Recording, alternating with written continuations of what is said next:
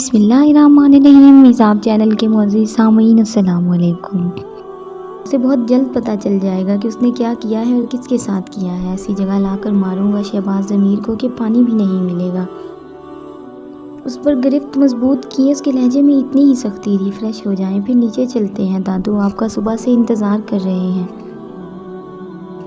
اپنی گرفت کچھ نرم کرتا وہ موضوع بدل گیا تھا، شاید اسے نارمل ہونے کے لیے وقت دے رہا تھا۔ وہ اس بات میں گردن ہلا گئی تھی، ابھی اس کی کنڈیشن ایسی نہیں تھی کہ اس سے اس پر بیتی ہر بات پوچھتا۔ وہ خاموشی سے اٹھ کھڑی ہوئی تھی، سائڈ ٹیبل پر رکھے میک اپ ریموور پر نظر پڑنے پر ایک بار پھر سر جھکا گئی تھی۔ اس شخص سے اب وہ کبھی نظریں نہیں ملا سکے گی۔ ایک آنسو ٹوٹ کر قدموں میں گرتا بے مول ہوا تھا جو نور ارسلان کی زیرک نگاہوں سے مخفی نہیں رہا تھا۔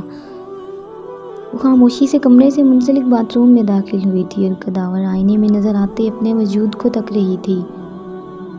آنسو پلکوں کی باڑ توڑ کر عارض پر بہتے چلے گئے تھے۔ آئینے میں اس کی اصل صورت نظر آ رہی تھی، اس کے وجود کا اصل گلابی رنگ۔ کالی شرٹ میں گلال لیے دہک رہی تھی، سرخ و سفید بازوؤں پر ابھرے وہ نشانات، ہر نشان واضح تھا۔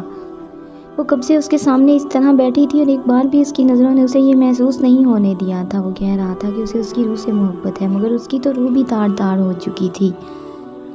وہ تو پوری ہی ٹوٹ کر بکھر چکی تھی۔ کافی دیر تک دل کا غبار آنکھوں کے ذریعے نکال لینے کے بعد وہ بھیگا چہرہ لیے کمرے میں داخل ہوئی تھی۔ اس کی جانب دیکھنے سے اعتراض برتتے وہ خاموشی سے کمرے سے باہر جانے لگی تھی کہ اس نے اسے کلائی سے تھام کر روکا تھا۔ گرفت بہت نرم تھی، وہ چاہتی تو آزاد کروا سکتی تھی، لیکن کچھ تو تھا اس گرفت میں کہ وہ سن سے ہوتی اس کی جانب دیکھنے لگی۔ اس نے ایسی نرمی سے اس کا ہاتھ تھام کر صوفے پر بٹھایا تھا اور خود اس کے سامنے کارپٹ پر بیٹھتا اسے حیران کر گیا تھا۔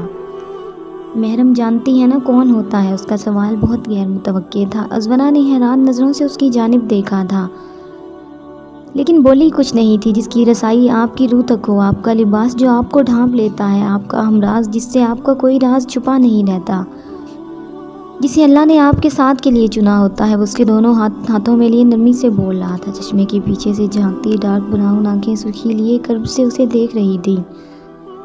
میں آپ کا محرم ہوں ازورا۔ اس کی آنکھیں روانی سے بہہ رہی تھی۔ ایک جملے میں وہ ساری بات کہہ گیا تھا۔ مجھے آپ سے محبت ہے، آپ جس طرح ہیں اسی طرح۔ آپ کو خود کو چھپانے کی ضرورت نہیں ہے مجھ سے یا کسی سے بھی۔ میں آپ کے وجود پر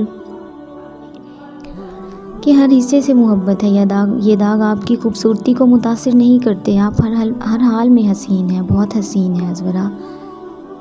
اس کی کلائی پر ابھرے نشانات پر لب رکھتے وہ سنجیدگی سے بول رہا تھا۔ آج پہلی بار کسی نے ان نشانات پر مسیحائی کی تھی۔ اس کی آنکھیں ایک بار پھر بھیگنے لگی تھی۔ اس نے بہت نرمی سے اس کے آنسو چن لیے تھے، اس کا آنسوؤں سے تر چہرہ صاف کرتے وہ پہلی بار مسکرایا تھا۔ ازورا نے آج پہلی بار اسے مسکراتے ہوئے دیکھا تھا۔ مسکراتے ہوئے اس کی آنکھیں چمکنے لگتی تھیں۔ وہ بھیگی آنکھوں کے ساتھ مسکرائی تھی۔ انہوں نے نرمی سے اسے ساتھ لگا لیا تھا۔ یہ رہی میڈیکل رپورٹ، یہ اس بچی کی ماں کا بیان، اور اب آپ FIR درج کریں۔ وہ سیاہ عبایا میں ملبوس سرمئی رنگ کا حجاب چہرے کی گرد لپیٹے ویل چیئر پر بیٹھی سامنے بیٹھے پولیس آفیسر سے مخاطب تھی، جو ہاتھوں میں کاغذات لیے کھسیانی ہنسی ہنس رہا تھا۔ لیلا جی، وہ بہت بڑے لوگ ہیں، کیوں ان غریب غربا کے لیے آپ اپنا اچھا خاصا چلتا ہوا آرگنائزیشن بند کروانا چاہتی ہیں؟ وہ آفیسر اس کی جانب جھکتا قدرے رازداری سے بولا تھا۔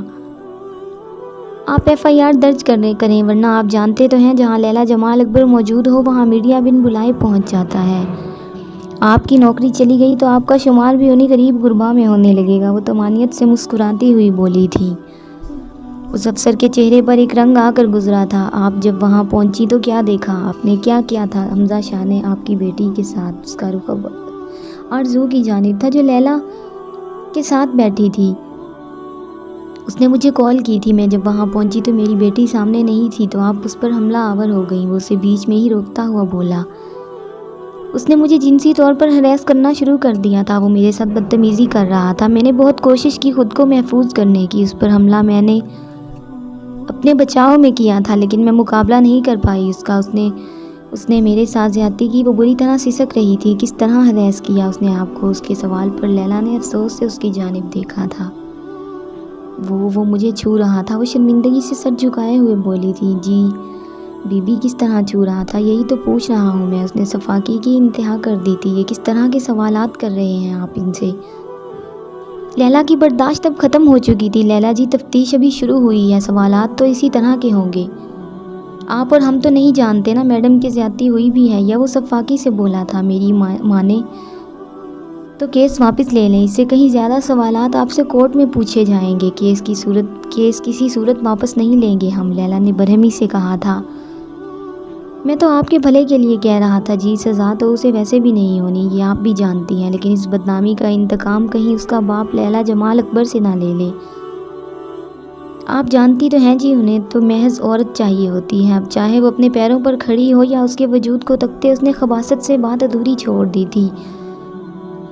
हैरत अंगेज़ तौर पर लैला गुस्से में नहीं आई थी। वो मुस्कुराती हुई अपने हाथों में मौजूद पेन घुमा रही थी। आप जैसे ऑफिसर ही होते हैं जिनके खौफ से औरतें रिपोर्ट नहीं दर्ज करवाती, उसने उसकी जानिब देखते हुए कहा था, साथ ही लड़की को इशारा करते बाहर चलने का कहा। इश्क तो वो है जो आशिक को दश्त नैन वहाँ में लाकर शिद्दत प्यास से मेज़बानी करे और बदले में लहू मांगे। शाम का मलगे सा अंधेरा हर तरफ छा रहा था। वो अस्पताल से निकल रहा था जब मोबाइल पर रिंग हुई थी। नंबर देखकर उसके माथे पर बल पड़े थे। ये नंबर उसे अच्छी तरह से अज़बर था। जी कहिए, एक लम्हे को उसके दिल में ख्याल आया कि कॉल रिसीव ही ना करे। अगले ही लम्हे वो मोबाइल कान से लगाए बोला था, दारिम। अगली जानिब से उसकी भीगी आवाज़ समाज से टकराई थी। दारिम ने गहरी सांस ली। मायूं है आज मेरी, 2 दिन के बाद निकाह। वो न जाने इसे क्या बता रही थी, लेकिन दिल में यकदम ही दर्द सा उठा था। उसकी आवाज़ में छुपा कर्ब उसे शिद्दत से महसूस हुआ था। मैंने हमेशा आपसे एक ही चीज़ मांगी दारिम, और आपने हमेशा मुझे धुतकार दिया।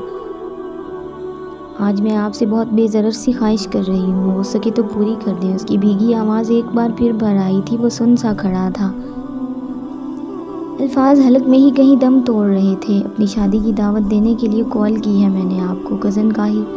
कज़न का ना सही बचपन से ताल्लुक़ रहा है हमारा। मैं चाहती हूँ कि कहते हैं मरने वाले की आखिरी ख्वाहिश ज़रूर पूरी करते हैं। मेरी मोहब्बत मर रही है, मैं खुद भी मर रही हूँ दारिम उस्फान, और चाहती हूँ कि जनाजे पर आप ज़रूर शिरकत करें। भीगी आवाज़ अब सिसकियों में तब्दील हो गई थी।